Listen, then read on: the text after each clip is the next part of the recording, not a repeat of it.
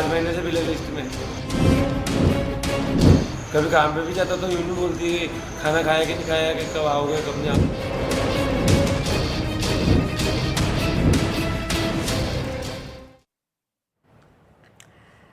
और आइए top story में अब आपको 3 तस्वीरें दिखाते हैं। पहली तस्वीर राजस्थान के झालावाड़ की है, जहां कल पत्नी ने पति की हत्या की कोशिश की। पत्नी ने पति पर उबलता तेल डाल दिया था। गनीमत थी कि पति की जान बच गई। दूसरी तस्वीर देखिए, उत्तराखंड के कोटद्वार की है, जहां एक महिला ने अपने प्रेमी के लिए पति की बेरहमी से हत्या कर दी। पति की हत्या के लिए प्रेमी को 10 लाख रुपए का ऑफर भी दिया। और ये तीसरी तस्वीर पटना के मसौड़ी की है, जहां पत्नी ने प्रेमी के हाथों पति की गोली मारकर हत्या करवा दी। और इन सभी मामलों के बारे में विस्तार से आइए आपको बताते हैं। देश में सोनम राजा रघुवंशी हत्याकांड मामले के सामने आने के बाद छिड़ी बहस के बीच राजस्थान में पत्नियों के अपने पतियों की हत्या की कोशिशें अब एक खतरनाक ट्रेंड बनती दिख रही हैं। अलवर में सुपारी देकर अपने पति की हत्या करवाने के मामले में पुलिस सब बदमाशों की तलाश कर रही है। इसी दौरान झालावाड़ से भी ऐसा ही एक सनसनीखेज मामला सामने आया है। पत्नी ने सो रहे पति पर डाला खौलता तेल और उसे मारने की कोशिश की। गनीमत ये रही कि इस साजिश में पति बच गया है। पत्नी ने YouTube पर मर्डर ट्रिक्स देखे थे। रात को सो रहा था तो अचानक मेरे कमरे की कुंडी नहीं लगती, अंदर से टूट गई। तो घर वाले आके तेल और पानी गर्म करके भगोने करके मेरे ऊपर फूट। क्या बात हो गई? लड़ाई झगड़ा चल रहा था क्या? कुछ भी नहीं हुआ। तो पहले से कोई विवाद वगैरह है मकान मेरा नाम कराओ, 1 किलो चांदी बनाओ, जेवर बनाओ। कहाँ की आपकी पत्नी? यूपी की। तो पत्नी ने की करतूत की ये कहानी पति की जुबानी आपने सुनी। जब हमला हुआ तब पति गहरी नींद में था। पत्नी ने पति के ऊपर खौलता हुआ तेल डाल दिया। पत्नी ने बाहर से दरवाजा भी बंद कर दिया। पति तड़पता रहा और चिल्लाता रहा। पति किसी तरह कमरे से बाहर निकला। पति ने बहन को फोन कर घटना के बारे में जानकारी दी। पति भागकर इलाज के लिए अस्पताल पहुंचा। पति को झालावाड़ जिला अस्पताल रेफर किया गया।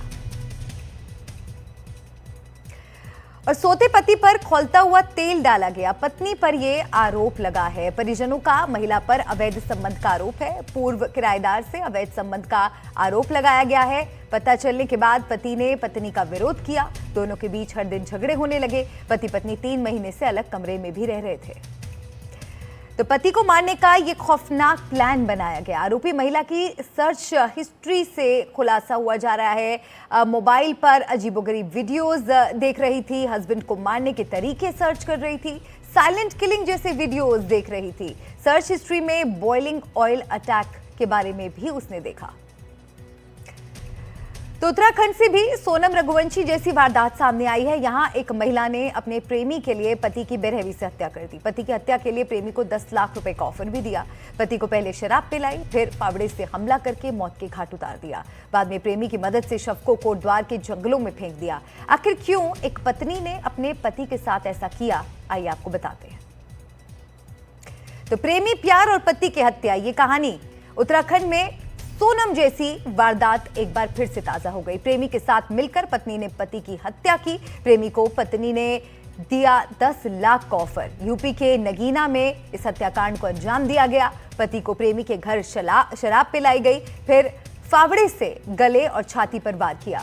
जोरदार वार से पति की मौत हो गई और शव को ऐसे ठिकाने लगाया, आपको वो भी बता दें। पति के शव को बड़ी कार में डाला, उत्तराखंड ले जाने का प्लान बनाया। रामनगर के जंगलों में शव फेंकने का प्लान बनाया। रामनगर में मौका नहीं मिला, कोटद्वार जाने का प्लान बनाया। कोटद्वार के जंगलों में दोनों ने शव को फेंक दिया।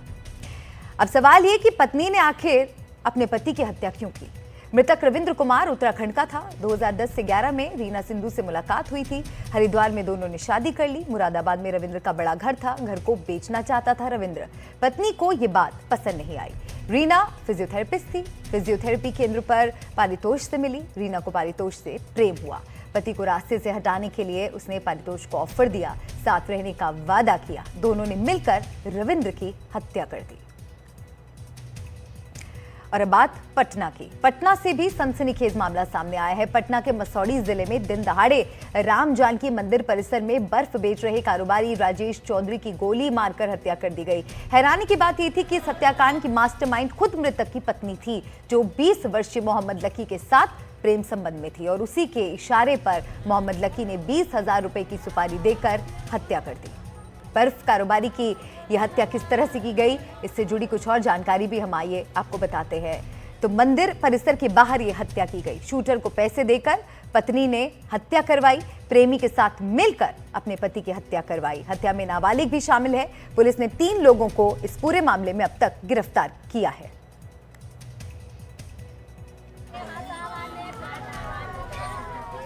और राजा रघुवंशी हत्याकांड में अब मिस्ट्री गर्ल अलका की एंट्री से मामला और पेचीदा हो गया है। सोनम की गहरी दोस्ती और अलका की भूमिका को लेकर पुलिस की जांच तेज हो गई है। मामले में जिस अलका नाम की लड़की का जिक्र रहा है, वो सोनम की नजदीकी मित्र मानी जा रही है। अब सवाल उठता है कि क्या अलका सिर्फ एक दोस्त थी या वो भी इस क्राइम की राजदार है या सहभागी थी। पुलिस सूत्रों के मुताबिक इस एंगल से भी जांच की जा सकती है। राजा रघुवंशी के परिजन इस गहरी दोस्ती को संदेह की नजर से देख रहे हैं और पुलिस से मांग कर रहे हैं कि अलका समेत सोनम की सभी करीबी महिलाओं से पूछताछ कर सच सामने लाया जाए।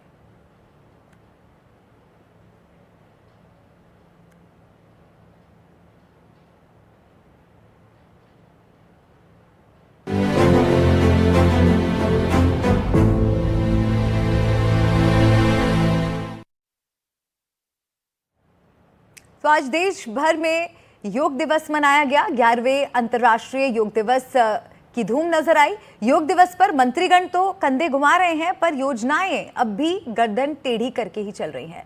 मध्य प्रदेश में योग आयोग बना, समितियां बनी, समितियों के ऊपर भी समितियां बनी, लेकिन जब जमीन पर योग केंद्र ढूंढने निकलो तो ऐसा लगता है जैसे योजना ने खुद शवासन ले लिया।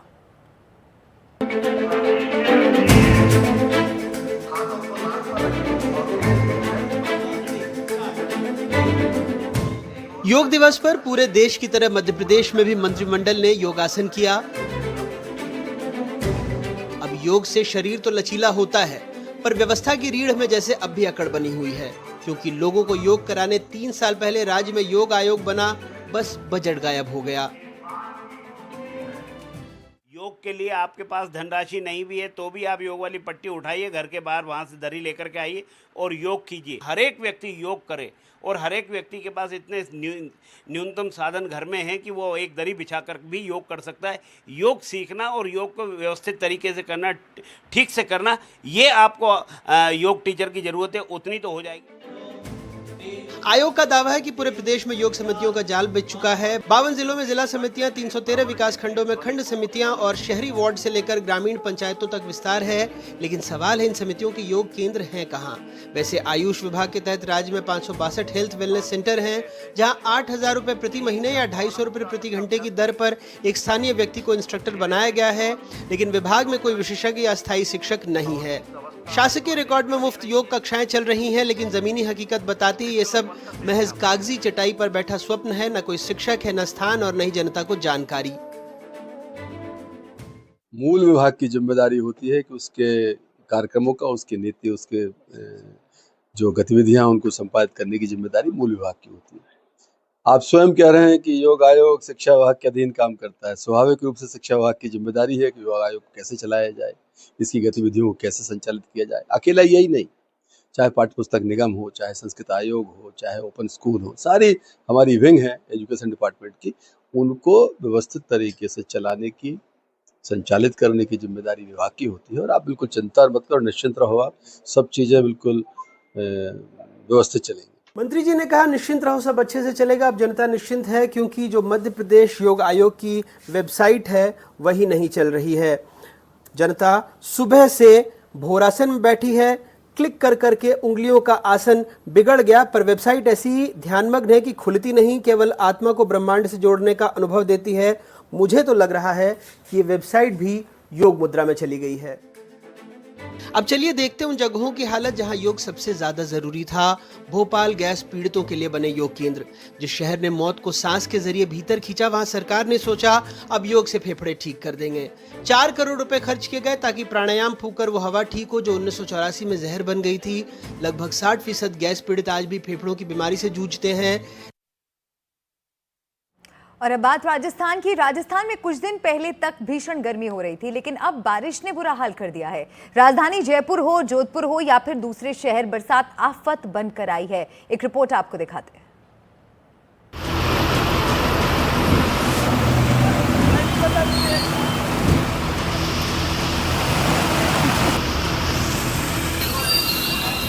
बारिश बनी जान पर आफत, सड़कें बनी समंदर, कहीं तेज बहाव में बही कार, कहीं जमीन में धंसा ट्रैक्टर। आसमानी आफत के आगे इंसान का सरेंडर।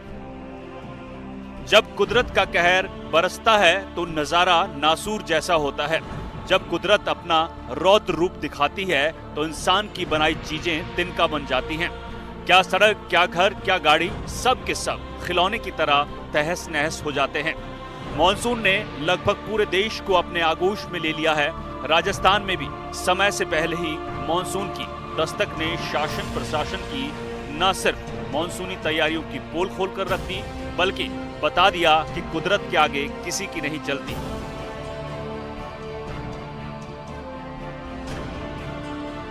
राजस्थान के 3 शहरों की तस्वीरें देखिए। पहली तस्वीर जयपुर की है, जहां गाड़ियां खिलौने की तरह जमीन में धंसी हैं। दूसरी तस्वीर भीलवाड़ा की है, जहां ट्रैक्टर जमींदोज हो गया है और जेसीबी की मदद से इसको निकालने की कोशिश हो रही है। वहीं तीसरी तस्वीर जोधपुर की है, जहां एक कार पानी में समा गई और 2 लोगों की जीवन लीला खत्म हो गई। बारिश से हालात किस कदर बिगड़े हैं, इसका जीता जागता नमूना भीलवाड़ा में देखने को मिल रहा है, जहां पानी के आगे जिंदगानी ठहर गई है। सड़कें समंदर बन गई हैं, अंडरपास दरिया में बदल गए हैं और गाड़ियां गड्ढों में धंस गई हैं। भीलवाड़ा के हालात ऐसे हैं मानो यहां बाढ़ आ गई हो।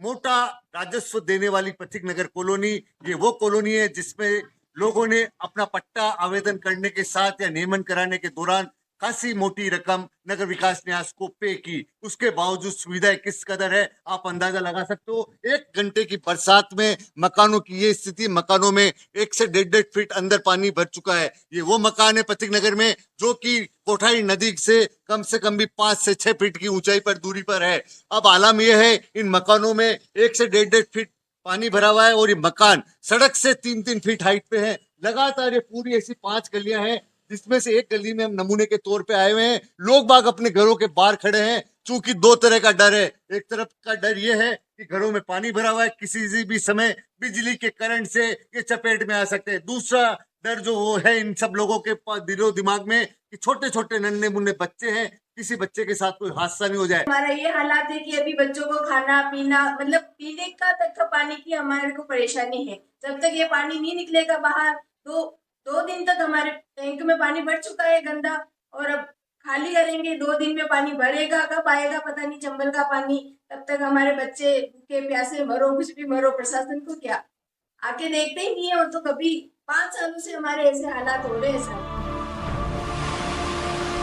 राजधानी जयपुर के हालात भी ज्यादा अच्छे नहीं हैं। यहाँ 2 दिन हुई लगातार बारिश ने राजधानी के सिस्टम की पोल खोल कर रख दी। जगह जगह जल भराव, सड़कों पर सैलाब और शहर के कई इलाकों में तो सड़क ही धंस गई और गाड़ियां उसमें समा गई।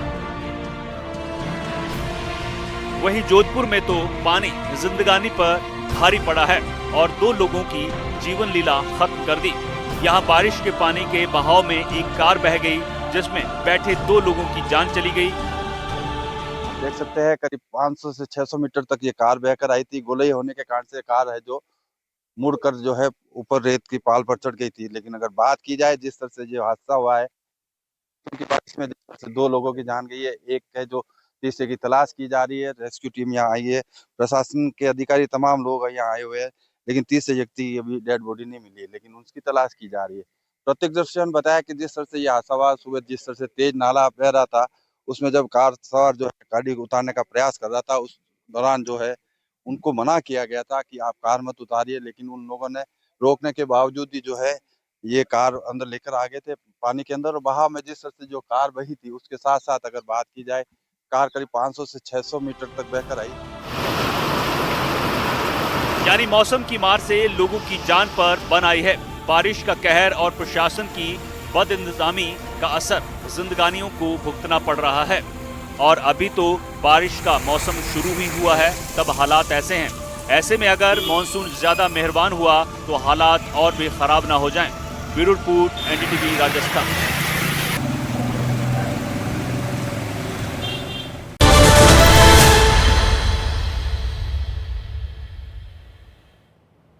दिल्ली में मॉनसून बस दस्तक देने को है, लेकिन बरसात से पहले कितनी तैयार है दिल्ली, आइए देखते हैं हमारी सहयोगी जया कौशिक की दिल्ली के अलग अलग इलाकों से इस ग्राउंड रिपोर्ट में।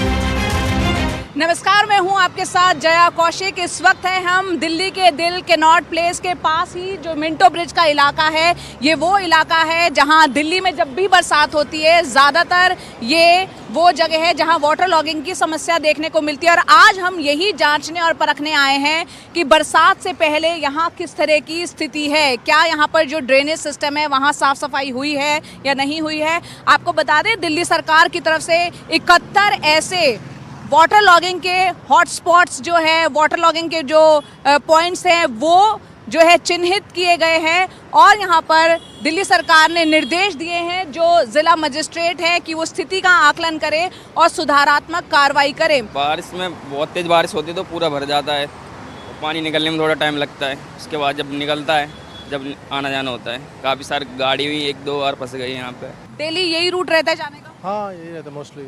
तो अक्सर बारिश में यहाँ कैसी स्थिति होती है? पहले थी हालत बुरी, बट अब तो काफ़ी बेटर हो गया। ये अभी बनने के बाद में पावर फ्लो निकल जाता है पानी का।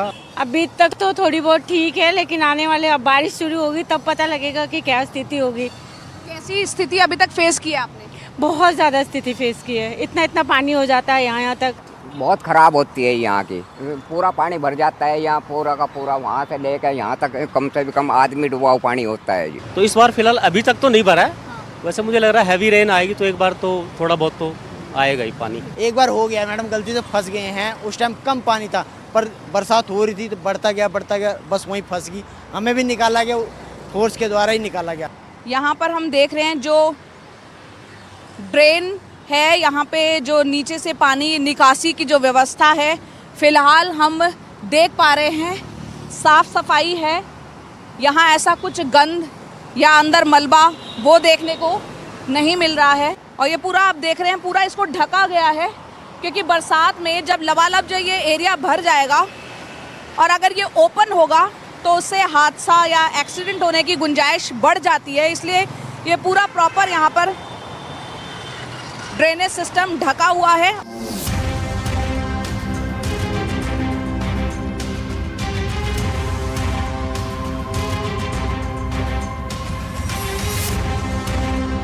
इस वक्त हम अब आ चुके हैं आईटीओ के इलाके में। आईटीओ ये वो जगह है जहां पर वाटर लॉगिंग की कई तस्वीरें हम हर बार बरसात में देखते हैं जब बहुत ज़्यादा बारिश हो जाती है। तो आईटीओ का हाल इस वक्त क्या है वो आपको हम दिखाते हैं। ज़मीनी हकीकत जानने के लिए ही हम यहाँ पर पहुँचे हैं। पीडब्ल्यूडी का आप मेरे पीछे देख रहे हैं, सामने ये दफ्तर है और यहाँ सुबह के वक्त अभी करीब बज रहा है 10:10। यहाँ पर ये काम हो रहा है। आप देख रहे हैं सड़क के इस तरफ पीडब्ल्यूडी के जो कर्मचारी है वो यहाँ पर जेसीबी मशीन लगी हुई है, किस तरह से खुदाई चल रही है। और यहाँ पर उस तरफ उस पार जो है वहाँ पर एक पाइप डाला गया है और जो यहाँ पर लेकर आया गया है। और ये बताया जा रहा है कि ये पूरा जो यहाँ पर नाला है, जो यहाँ पर आप कैमरा पर्सन मुकेश से मैं कहूँगी कि वो दिखाएं, ये वो नाला है। उस पाइप को इससे जोड़ा जा रहा है ताकि जब बरसात बहुत ज़्यादा होती है दिल्ली में, इस इलाके में, आईटीओ में, तो ये पानी जो है इस नाले के थ्रू जो है निकल जाए। ये आप देख सकते हैं सामने, और ये बताया जा रहा है कि ये काम जो है करीब करीब महीने भर पहले ही शुरू हो गया है। ये बताइए, ये यहाँ पर हम देख रहे हैं कुछ खुदाई हो रही है, क्या काम चल रहा है? ये नाले का काम चल रहा है। जैसे बरसात होती है, बरसात में यहाँ पानी काफ़ी इकट्ठा हो जाता है। जो पुराने नाले हैं बड़े, उसमें छोटे छोटे नाले बना करके हम उसमें डाल रहे हैं, जिससे कि आने वाले टाइम में कुछ दिनों के लिए जो पानी खड़ा हो जाता है वो दिनों के लिए नहीं, घंटे के लिए खड़ा होगा। जैसे बारिश चलती रहेगी पानी चलता रहेगा, बारिश बंद हो जाएगी तो पानी खत्म हो जाएगा रोड का। चल रहा है, अभी थोड़े दिन में देखना रोड बैठ जाएगी हैं। अभी जब तक इसको प्रॉपर इस पर ग्रेड वो नहीं करेंगे, मटेरियल वगैरह प्रॉपर नहीं करेंगे, तब तक तो हो नहीं पाएगा। ये कर रहे हैं, ठीक है, अभी कर रहे हैं, लग रहा है कि कुछ हो रहा है। यहाँ तो बारिश के टाइम में इतना पानी होता है, कमर भर के पानी हो जाता है, पूरे पानी भर जाती है। और अब यहाँ कुछ काम हुआ है थोड़ा? हाँ, अभी तो काम चल ही रहा है, आप देखो आगे क्या हो रहा है। यहाँ पर जो है 50 साल हो गए, 50 साल में डूबते रहे हैं, और पिछले 10 साल में तो बुरी तरह से डूबे हैं। इस बार लग रहा है ये काफ़ी काम कर रहे हैं। देखिए लेट्स सी क्या होता है। हर बारी तो पानी जमा होता है और सारा हमारा सामान भी ख़राब हो जाता है और काफ़ी अंदर पानी आ जाता है शॉप में ना। तो थोड़ी देर बारिश हो जाए तो यहाँ पानी भर जाते मार्केट में अपने।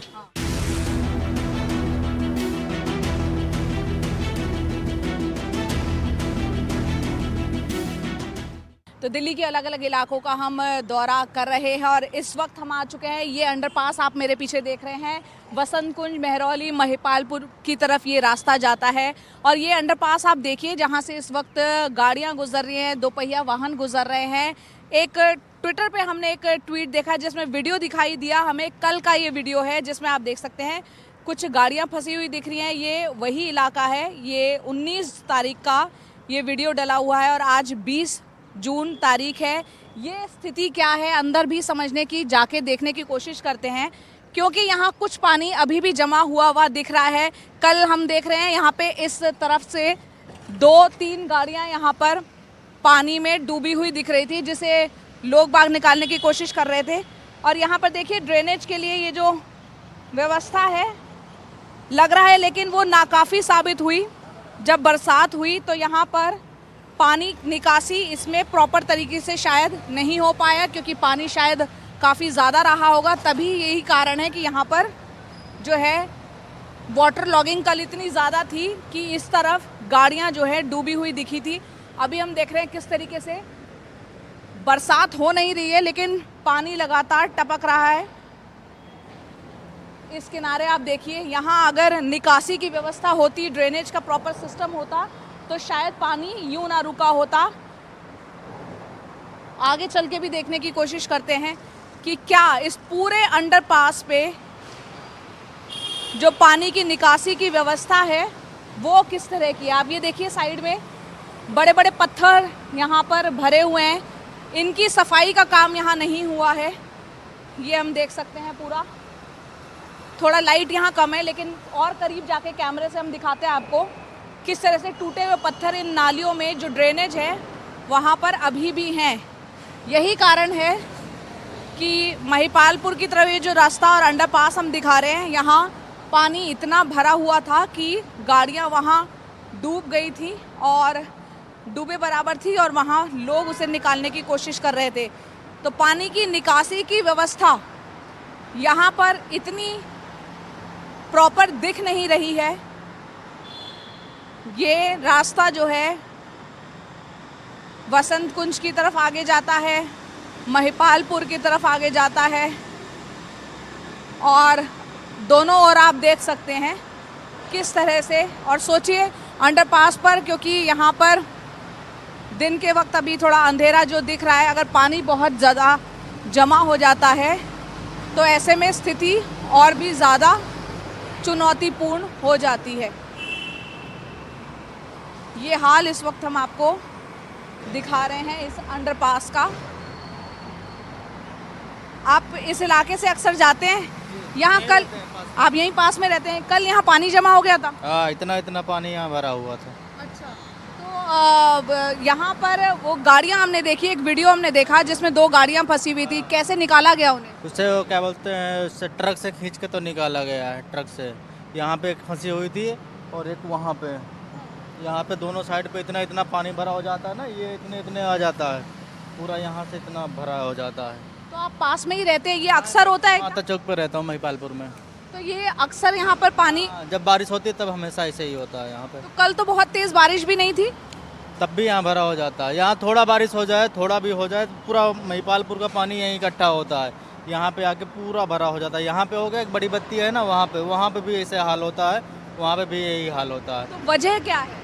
यहाँ पूरा जाम हो जाता है ना, यहाँ पानी निकलने की सुविधा नहीं है। यहाँ हम देख रहे हैं जो ड्रेनेज है, नालियाँ बनी हुई हैं, वो सब ब्लॉक हैं, सारी ब्लॉक में भी।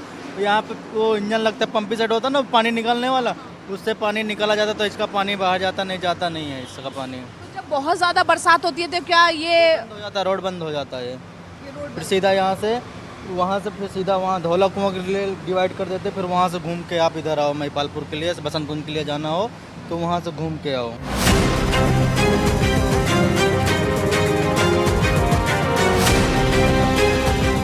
तो इस वक्त है हम दिल्ली के एम्स में, एम्स के बाहर खड़े हुए हैं और आप यहाँ देख सकते हैं मेरे सामने ये पूरा अंडरपास का जो इलाका देख रहे हैं, यहाँ से जहाँ से ट्रैफिक आ रहा है, आईएनए से एम्स की तरफ ये पूरा ट्रैफिक आ रहा है। बरसात जब दिल्ली में बहुत ज़्यादा होती है तो इस इलाके में काफ़ी ज़्यादा वाटर लॉगिंग हो जाती है, पानी बहुत भर जाता है। और अब यहाँ पर आप देखिए, मेरे इस तरफ आप देखिए, ये पीछे आपको दिखाई देगा ये फ्लाईओवर, यहाँ भी पानी जो है बरसात का बहुत ज़्यादा जमा हो जाता है। एम्स, यहाँ पर अलग अलग राज्यों से लोग पहुँचते हैं अपना इलाज कराने के लिए, तीमारदार होते हैं। और जब दिल्ली में बहुत ज़्यादा बरसात होती है तो इस पूरे इलाके में पानी इतना जमा हो जाता है कि पूरा ये जो ट्रैफिक जो है, कई गाड़ियां उसमें फंस जाती हैं। तीमारदार और जो मरीज़ हैं उनको एम्स में, अस्पताल में पहुंच के इलाज लेने में दिक्कतें पेश आती हैं। यहाँ की ग्राउंड की स्थिति इस वक्त, क्योंकि अभी धूप निकली हुई है, बरसात हुई नहीं है, क्या स्थिति है ये देखने वाली बात है। आपको हम दिखाते हैं यहाँ पर जो यहाँ पर भी ड्रेनेज का जो सिस्टम है, यहाँ पर कुछ कुछ जगह हमें दिख रहा है, हालांकि अभी ये सूखा है, थोड़ा बहुत गंद यहाँ दिख रहा है, लेकिन यहाँ पर पक्की व्यवस्था दिख रही है। जिस तरीके से ढका हुआ है सारा का सारा यहाँ पर नालियाँ जो जा रही है, देखना ये होगा कि सरकार, दिल्ली सरकार जो वादे इस बार कर रही है, जैसे कि अब से कुछ ही देर पहले, आज 20 जून की तारीख है और पीडब्ल्यूडी मंत्री है प्रवेश वर्मा, उन्होंने एक ट्वीट किया है और ये कहा है कि पिछले 10 सालों में दिल्ली की वाटर लॉगिंग की समस्या को सुलझाने के लिए काम नहीं हुआ है, जो नालियां हैं वो भरी रही थी और अब 70% काम जो है डीसिल्टिंग का पूरा हो चुका है। लेकिन ये जो तमाम बातें कही गई हैं, 70% काम डीसिल्टिंग का हो चुका है और ड्रेनेज पे काम हुआ है, क्या ज़मीन पर इस बार दिल्ली में जब बरसात होगी वो हकीकत देखने को मिलेगी? और इंतज़ार ये रहेगा कि जब बरसात होगी इस इलाके में क्या कुछ हाल रहेगा। आप यहाँ पर देखिए, हम दिखाने की कोशिश करते हैं क्योंकि यहाँ ट्रैफिक भी काफ़ी तेज़ी से और काफ़ी ज़्यादा हर वक्त यहाँ पर ट्रैफिक का दबाव रहता है और हम सड़क के उस पार भी जाने की कोशिश करेंगे और आपको ये दिखाने की कोशिश करेंगे कि किस तरह से यहाँ पर जो ड्रेनेज सिस्टम है पानी की निकासी का वो कैसा है, क्या वहाँ साफ सफाई है, नहीं है, कोई ब्लॉकेज है, ये सब जांचने की हम कोशिश कर रहे हैं। तो यहाँ पर ये देखिए, ये साइड में आप देखेंगी कुछ कुछ पानी की निकासी की व्यवस्था। मुकेश अगर आगे आए, कैमरा पर्सन हमारे, यहाँ पर हम देख सकते हैं ये ढका हुआ है पूरा और यहाँ नीचे नालियाँ हैं और ढका हुआ इसलिए है कि अगर बरसात में बहुत पानी जमा हो तो यहाँ पर कोई गिर ना जाए, कोई एक्सीडेंट ना हो जाए। तो फिलहाल की स्थिति यहाँ पर इस तरह से है कि साफ़ सफाई नज़र आ रही है, लेकिन जब बरसात होगी और दिल्ली सरकार जो ये दावा कर रही है कि 70% डीसिल्टिंग यानी कि गाद निकालने का काम जो है वो कर लिया गया है और पहले जैसी स्थिति इस बार देखने को नहीं मिलेगी। दिल्ली सरकार के इस दावे की हकीकत इस बार जब बरसात होगी और ये पूरा इलाका जो फ्लाईओवर के नीचे एम्स का और ये दूसरी तरफ जो अंडरपास का इलाका है, देखना ये होगा कि इस बार यहाँ पर बरसात में पानी जमा होता है या फिर प्रॉपर तरीके से उसकी पानी की निकासी हो जाती है।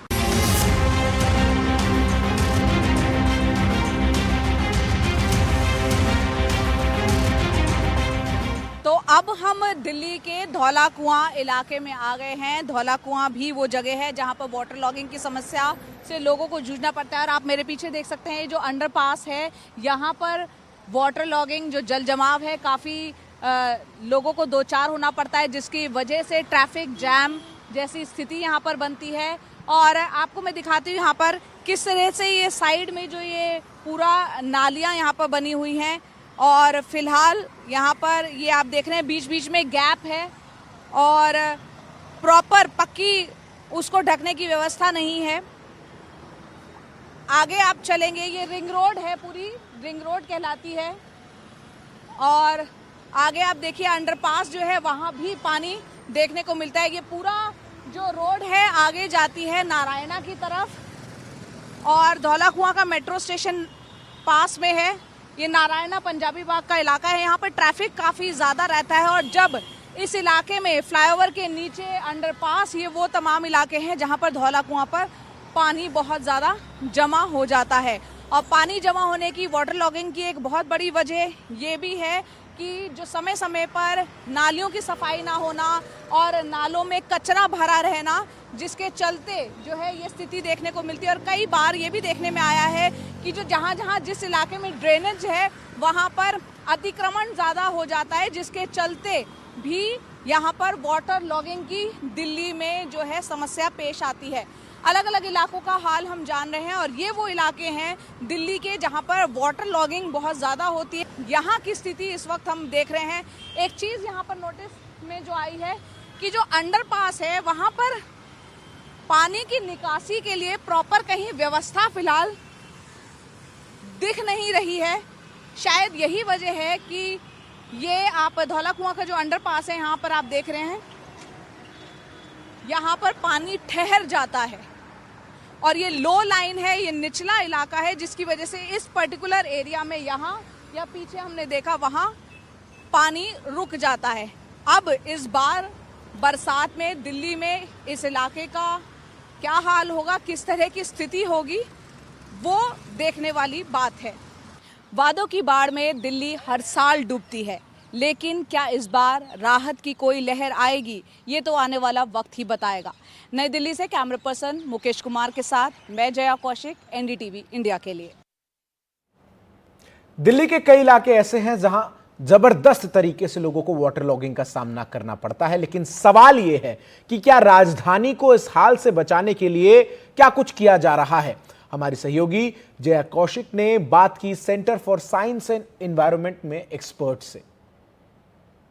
तो आपको क्या करना पड़ेगा, आपको ये जो नेचुरल ग्रीन्स है वो बढ़ाना है, वाटर बॉडीज़ प्रिजर्व करना है, क्योंकि वाटर बॉडीज़ बहुत बड़ा मतलब इम्पैक्ट इसका बहुत बड़ा है।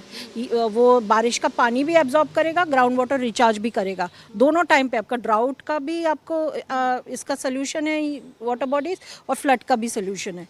तो सारे जगह पे खोद के ये रीडिज़ाइनिंग नहीं हो सकता। हाँ, जहाँ पे storm water drains laid out नहीं है वहाँ पे हो सकता है, लेकिन सारे जगह पे ये मुमकिन नहीं है कि आप खोद के इसको रीडिज़ाइन करें। तो तभी ये वाला जो है मिक्स एंड मैच, ये जो सोल्यूशन है वो उस पे जाना चाहिए।